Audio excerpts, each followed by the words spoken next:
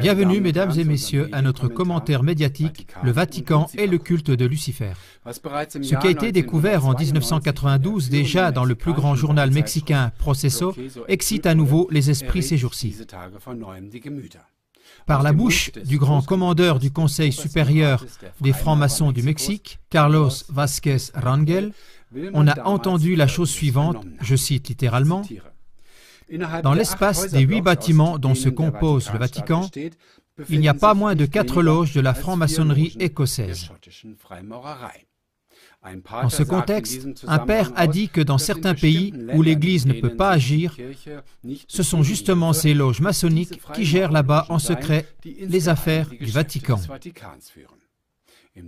Dans le cadre des recherches et d'un travail d'information à grande échelle, ces jours-ci, de par le monde sont rassemblées des preuves lourdes qui apportent des révélations stupéfiantes sur cette relation étroite du Vatican avec la franc-maçonnerie écossaise.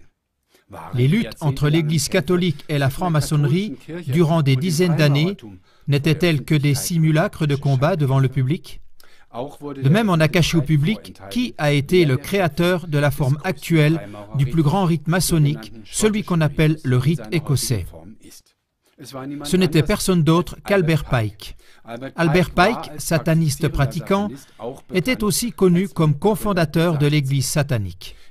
Entre 1859 et 1891, Albert Pike était le grand commandeur de la franc-maçonnerie écossaise. C'est justement cette relation non négligeable qui émeut les esprits tout autour du globe ces jours-ci.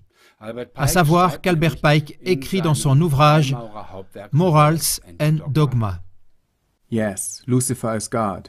Lucifer, God of light and God of good, is struggling for humanity against Adonai, the God of darkness and evil.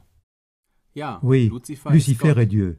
Lucifer, Dieu de la lumière et du bien, lutte pour l'humanité contre Adonai, le Dieu de l'obscurité et du mal.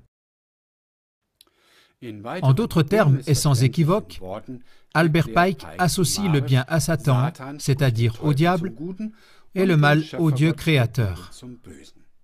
Cependant, ceci est très préoccupant pour beaucoup de personnes. Tandis qu'une rivalité constante entre le Vatican et la franc-maçonnerie a été attestée vers l'extérieur, il est venu au jour que le pape de 33 jours de ce temps-là, Jean-Paul I, qui était prétendument la victime d'un rituel de sacrifice, était lui-même un franc-maçon actif. Jean-Paul I a recommandé le franc-maçon Lucifer Carducci comme idéal pour la jeunesse, alors que c'est du cru de ce dernier qu'est le fameux hymne satanique. Et déjà des mitres et des couronnes tressaillent. Salut Satan aux rébellions, ô puissance vengeresse de la raison. Carducci était le fondateur de la propagande franc-maçonnique en Italie et il a constitué la Propaganda Due, la loge P2 à Rome, dont le cardinal Marzinus, un Voicila Intimus, a aussi fait partie plus tard.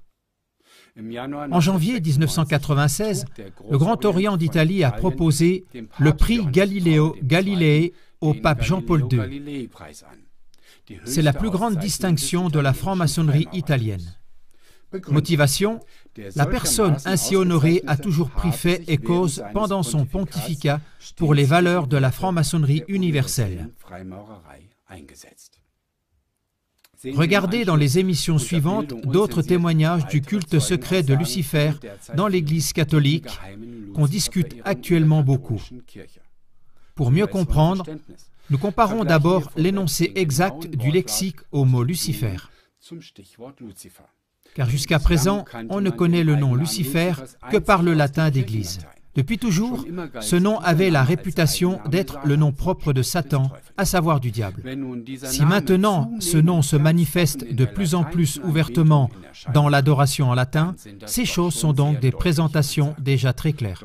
Mais lisez et voyez vous-même. Lucifer, latin d'Église, Lucifer, le diable, Satan, définition du lexique. Depuis toujours, le lexique définit Lucifer comme le nom du diable ou Satan en latin d'Église. Alors que le chantre chante en latin clairement et ouvertement Lucifer lors de la messe pascale, dans l'Exulté, les textes allemands des livres de cantiques catholiques masquent le nom Lucifer avec le mot « étoile du matin ». La Bible latine, la Vulgate, quand elle parle de Jésus comme étoile du matin, n'utilise nulle part le mot Lucifer, mais exclusivement Stella Splendida Matutina.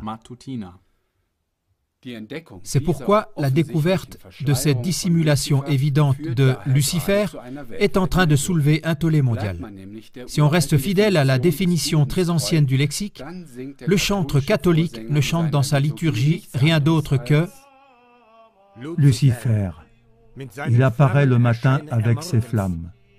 Ce Lucifer, je souligne, celui qui ne connaît pas de défaite. Christ, ton Fils, celui qui est revenu